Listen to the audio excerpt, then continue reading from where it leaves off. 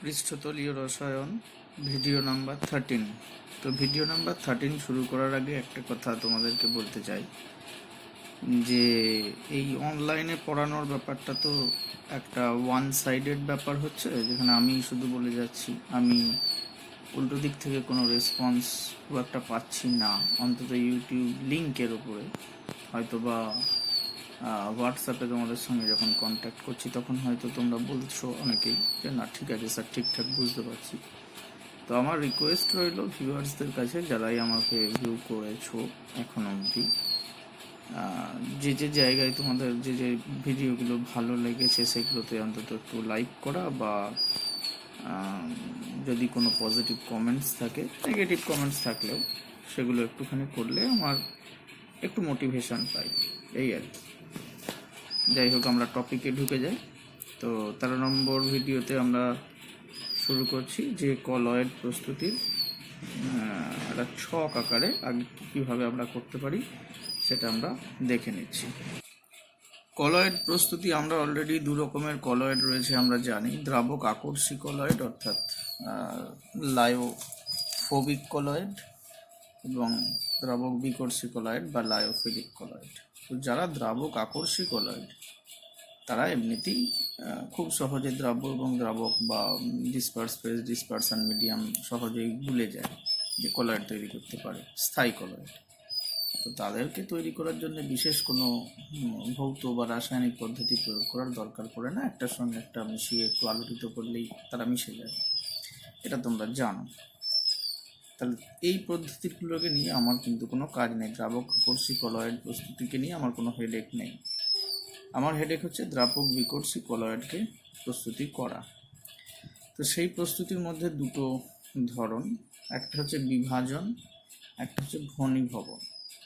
অর্থাৎ বিভাজন মানে কি, বড় সাইজের কণা আছে, অর্থাৎ প্রলম্বনের কণা রয়েছে, সেটাকে ভেঙে তুমি কলয়েড কণার সাইজে নিয়ে যাবে, সেটা হচ্ছে বিভাজন পদ্ধতি, বা সেইখানে আরও পদ্ধতি আছে।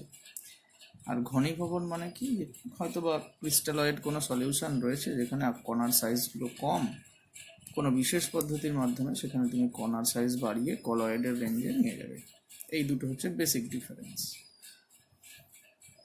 বিভাজন পদ্ধতির মূলত দুটো অংশ, একটা হচ্ছে যান্ত্রিক পদ্ধতি, ওখানে মূলত যন্ত্রের মাধ্যমে ভাঙা, এটাই হয়।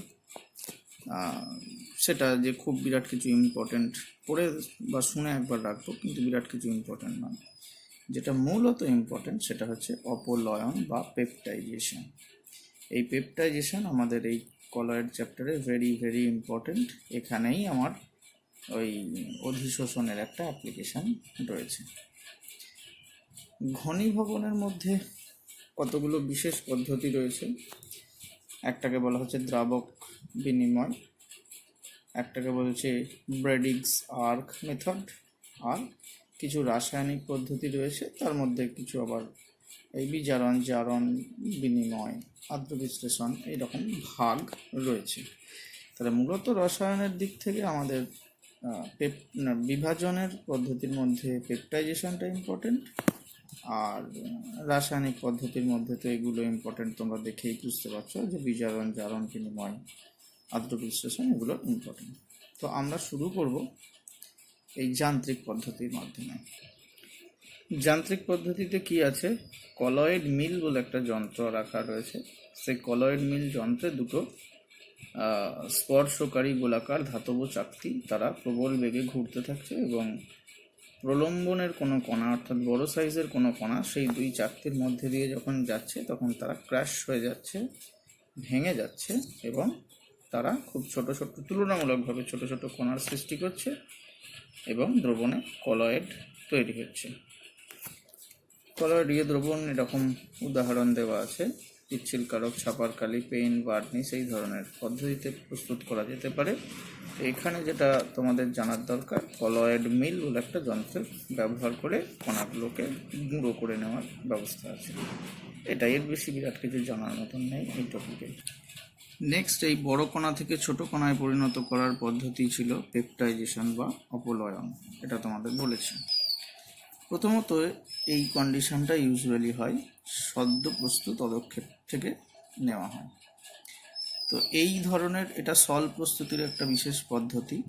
তো এটা আমাদের ক্লাস 12-এর যে ফাইনাল প্র্যাকটিক্যাল এক্সাম হয় সেখানে আমাদের এরকম একটা 3 নম্বরের সল প্রস্তুতি কিন্তু আসে, এবং সেটা তোমাদের যে যে স্কুলেই পড়ো সেই স্কুলের মাস্টারমশাই হয়তো করাবেন বা অন্তত লিখিয়ে দেবেন, অন্তত সেটুকু তোমরা বুঝতে পারবে তখন যে এই জিনিসটা, এই টপিকটা তোমরা এই পৃষ্ঠতলীয় রসায়নে পড়ে এসেছো।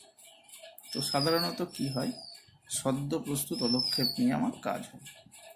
একটা উদাহরণ দিয়ে দেখানো হয়েছে। ধরে নাও এখানে একটা কন্টেনারের ভেতরে একটা তরল রয়েছে, সেখান থেকে সদ্য প্রস্তুত হয়েছে ফেরিক হাইড্রক্সাইডের একটা পদক্ষেপ ব্রাউন কালারের। আমি এখানে সবুজ দিয়ে যদিও দেখিয়েছি, তোমরা পদক্ষেপের কণাটা সাইজটা দেখে বুঝতে পারছো যে এটা বড় সাইজের কণা, সে পদক্ষিপ্ত হয়েছে, থিতিয়ে পড়েছে, অর্থাৎ এটা প্রলম্বনের সৃষ্টি করেছে। এইবার আমার কাজ হচ্ছে এটাকে ভাঙা। কিভাবে ভাঙবো? যদি এর মধ্যে Fe+3 আয়ন, সেটা ফেরিক ক্লোরাইড জাতীয় কিছু পদার্থ যদি আমি এর মধ্যে ইনসার্ট করি এই দ্রবণের মধ্যে, তাহলে কি হবে? এখানে হবে অধিশোষণ, সিলেক্টিভ অধিশোষণ। কী রকমের অধিশোষণ? যে এই ফেরিক হাইড্রক্সাইডের যে কণাটা অধক্ষেপ করেছে তার যে অ্যাক্টিভ সাইটগুলো রয়েছে, সেই অ্যাক্টিভ সাইটে ছোটো ছোটো ফেরিক আয়ন, যেটা ফেরিক ক্লোরাইড আমি বাইরে থেকে যোগ করলাম, সেই আয়নগুলো এর গায়ে প্রথমে অধিশোষিত হবে। তার ফলশ্রুতিতে কি হবে? এই যে প্রলম্বনের কণাটা, এর টোটাল গায়ে একটা বিভিন্ন অ্যাক্টিভ সাইটে একটা চার্জের সৃষ্টি হবে। এই পার্টিকুলার উদাহরণের ক্ষেত্রে মানে FeOH হোল থ্রাইস পদক্ষেপের ক্ষেত্রে সেটা প্লাস চার্জযুক্ত একটা পদক্ষেপ প্রথমে সঞ্চারিত হবে। তারপরে কি হবে? এই যে প্লাস চার্জযুক্ত কণাগুলো, তাদের মধ্যে নিজেদের মধ্যে একটা রিপালশন হবে, এবং এই রিপালশনের ফলে তারা এই মানে যে অধক্ষেপটা ছিল সেই অধক্ষেপটাকে আস্তে আস্তে ব্রেক ডাউন করে ফেলবে।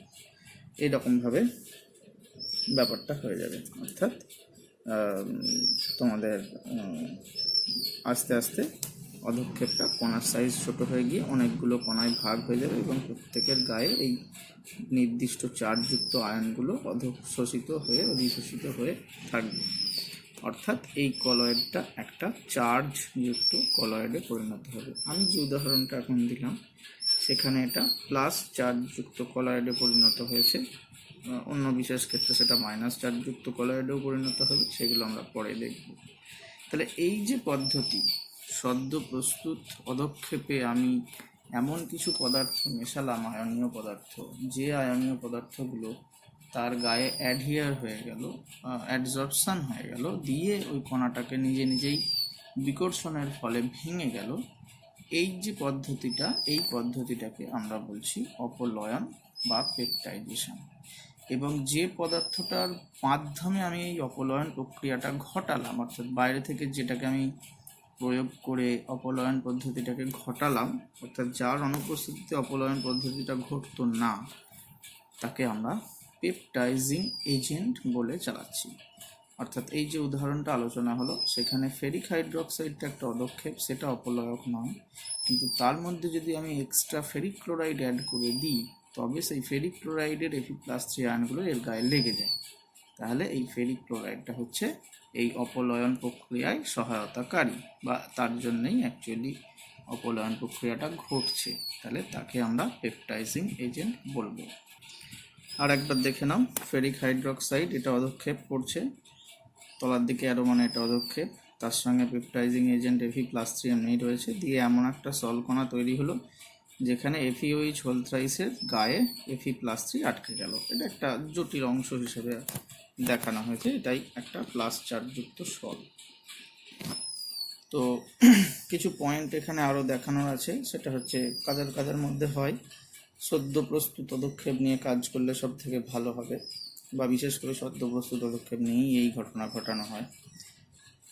বিস্তার মাধ্যমে যদি একাধিক আয়ন থাকে, তাহলে যে আয়নটি সল কণার সঙ্গে কমন সেটাই অধিশোষিত হয়।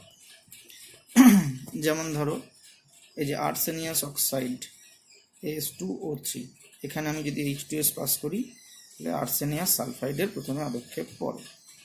এবার এই আর্সেনিয়াস সালফাইড দুটো আয়ন এর কাছে অপশান আছে তা অ্যাবজর্ব করার জন্য। সে H+কেও অ্যাবজর্ব করতে পারে, অ্যাডজর্ব করতে পারে, সালফাইডকেও অ্যাডজর্ব করতে পারে। সাধারণত দেখা যায় যে এদের যেটা কমন আছে, যেমন এদের এটার মধ্যে সালফাইড হচ্ছে এর সঙ্গে কমন একটা, সেটাই এখানে অ্যাডজর্ব হয়। সাধারণত এটা হয়, আবার কিছু কিছু ক্ষেত্রে একটু চেঞ্জ আছে, সেটাও এক্ষুনি বলবো। তো এক্ষেত্রে তো অলরেডি দেখেই নিয়েছো যে ফেরিক ক্লোরাইড আর অ্যামোনিয়াম হাইড্রোক্সাইড যদি হয়, ফেরিক হাইড্রোক্সাইড অদক্ষেপ, সেখানে আবার Fe+3 অ্যাডজর্ব হচ্ছে। ক্ষেত্র বিশেষে এই ব্যাপারের একটু আধটু পরিবর্তনও হয়। অর্থাৎ অ্যালুমিনিয়াম হাইড্রোক্সাইডকে আমি যদি সলে প্রস্তুত করতে চাই, তাহলে অ্যালুমিনিয়াম হাইড্রোক্সাইডকে HCl অপলয়ক দ্বারা ঝাঁকালে তবে সেই সলটা পাওয়া যায়। সেখানে অ্যালুমিনিয়াম বা হাইড্রোক্সাইড কোনোটাই HCl এর মধ্যে কিন্তু উপস্থিত নেই, কমন আয়ন কিছু নেই, কিন্তু তবুও এই HCl এর সিলেক্টিভ অ্যাডজর্পশনের মাধ্যমে অ্যালুমিনিয়াম হাইড্রোক্সাইড সল কিন্তু প্রস্তুত হয়। দেখো এবার এমন একটা বিশেষ উদাহরণ যেটা খুব ইন্টারেস্টিং লাগবে, সেটা হচ্ছে এই যে দুটো ক্ষেত্র পরস্পর লেখা আছে, এই দুটো ক্ষেত্রেতেই AgI-PPT অর্থাৎ সিলভার আয়োডাইডের অদক্ষেপ করেছে। কিন্তু একটা কন্ডিশনের উপর ভিত্তি করে একটা জায়গাতে সিলভার আয়োডাইড প্রেসিপিটেটের উপর সিলভার অ্যাবজর্ব হয়েছে Ag+, এবং আর একটা জায়গায় I- অ্যাবজর্ব হয়েছে। অর্থাৎ এখানে একটা প্লাস চার্জযুক্ত সল তৈরি হয়েছে, যেহেতু Ag+ একটা ক্যাটায়ন, সেটাকে অ্যাবজর্ব করেছে, তাহলে কলয়েডটা প্লাস চার্জযুক্ত কলয়েড হয়ে যাবে। এবং যদি সেটা আয়োডাইডকে অ্যাবজর্ব করে, তাহলে সেটা মাইনাস চার্জযুক্ত কলয়েড হয়ে যাবে। তো সেটা কোন কন্ডিশনে কখন কোনটা হয়, সেটা হচ্ছে, যদি ধরো আমি অনেকটা সিলভার নাইট্রেট একটা কনিক্যাল ফ্লাস্কের ভেতরে নিয়েছি, তাহলে সিলভার নাইট্রেটে সিলভার আয়নের পরিমাণ বেশি রয়েছে। এবার আমি বুলেট থেকে হয়তো ফোঁটা ফোঁটা KI জাতীয় পদার্থ ফেলছি, তাহলে 1 ফোঁটা 2 ফোঁটা 3 ফোঁটা KI যখনই আমি ইউজ করছি, তখনই এই পটাশিয়াম আয়োডাইডের পুরো আয়োডাইডটাই এই সিলভারের সঙ্গে অদক্ষেপে চলে যাচ্ছে। অর্থাৎ দ্রবণের মধ্যে আয়োডাইডের কোনো আলাদা করে অস্তিত্ব এক্সট্রা করে নেই। বাট সিলভার নাইট্রেট বেশি নেওয়ার জন্যে সিলভার নাইট্রেটের কিছুটা অংশ অদক্ষেপ তৈরি করছে, বাকি অংশটা কিন্তু Ag+ আয়ন ঘোরাফেরা করছে। তাহলে উপস্থিতিটাও একটা ইম্পর্টেন্ট ব্যাপার, কতটা উপস্থিত রয়েছে না রয়েছে, তবেই তো সেটা অ্যাবজর্ব হতে পারবে। কিছুটা তো অদক্ষেপের দিকে চলে গেলে, পুরো কোনো একটা পার্টিকুলার অংশ যদি অদক্ষেপের দিকে চলে যায়, তাহলে তো সেই আর অ্যাবজর্ব হওয়ার কোনো সুযোগই পাবে না। তাহলে এই ব্যাপারে আমরা দেখতে পাচ্ছি সিলভার নাইট্রেট বেশি নিলে সেখানে সিলভারটা অ্যাবজর্ব হবে, কারণ তার পরিমাণ বেশি থাকার জন্য সবটা রিয়াকশান করতে পারেনি, যেটা বাকি আছে সেটা অ্যাবজর্ব হচ্ছে।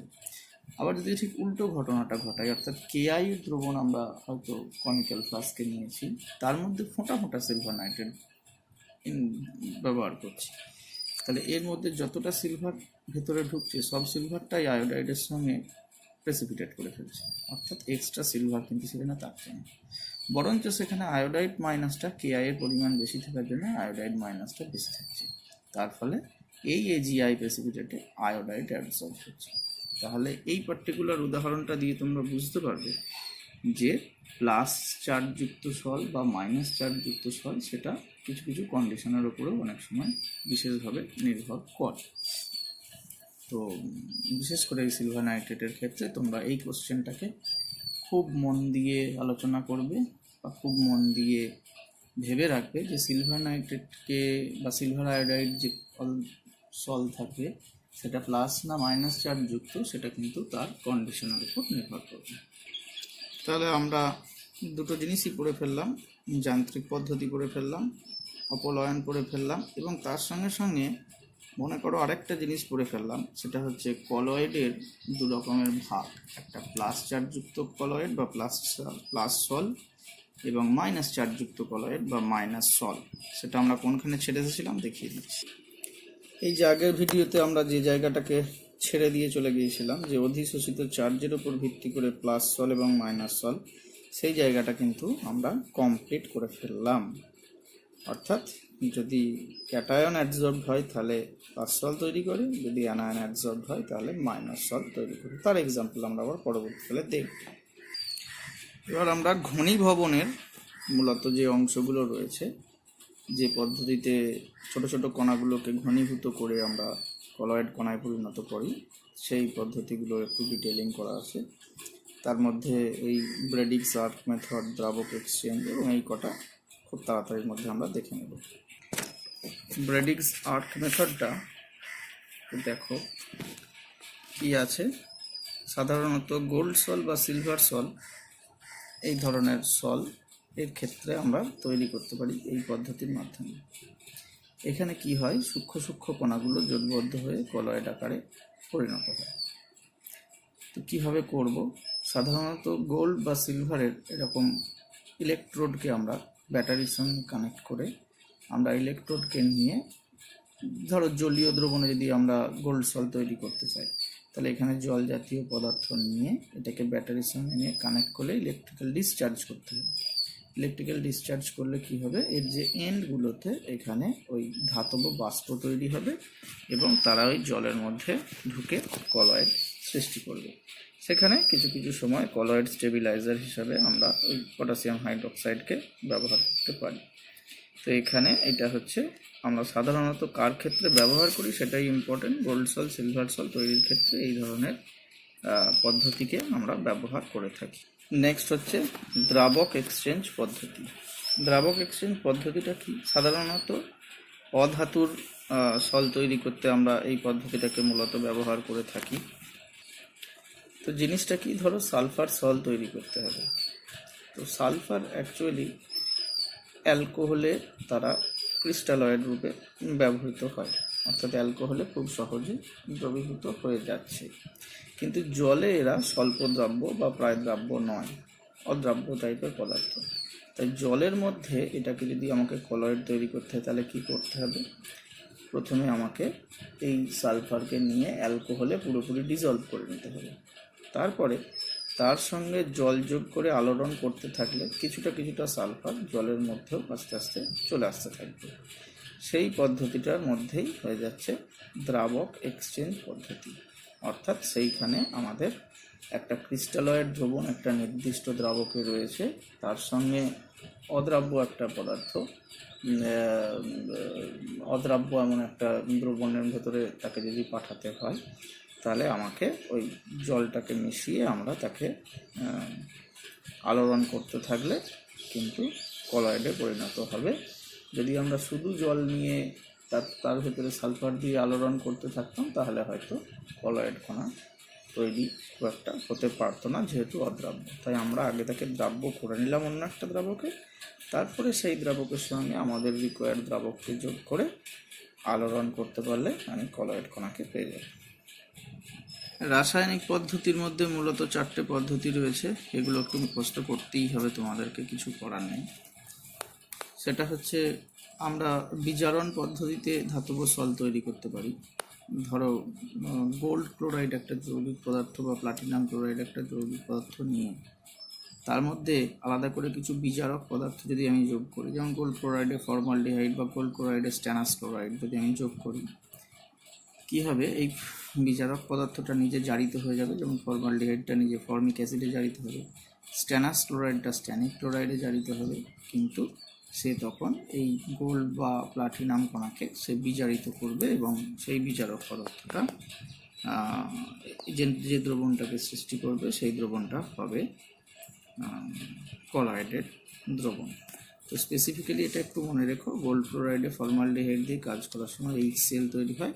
সেই HClটা যেহেতু আমরা সবকটাই দ্রাবক বিকর্ষী কলয়েড নিয়ে আলোচনা করছি, সেটাকে আরও আনস্টেবল করে তোলে, তার ফলে এটাকে আমাকে সরাতে হয়। তো সরানোর জন্য আমরা পটাশিয়াম কার্বনেট দিয়ে এটাকে নিউট্রালাইজ করি।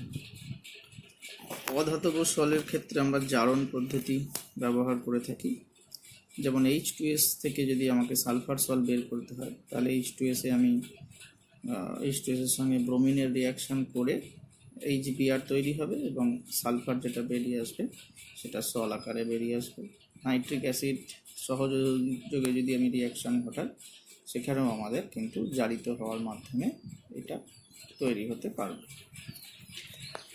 ডাবল এক্সচেঞ্জ পদ্ধতি, এটা দ্রাবক এক্সচেঞ্জ নয়, এটা নিজেদের মধ্যে আয়ন এক্সচেঞ্জ টাইপের একটা রিয়াকশান।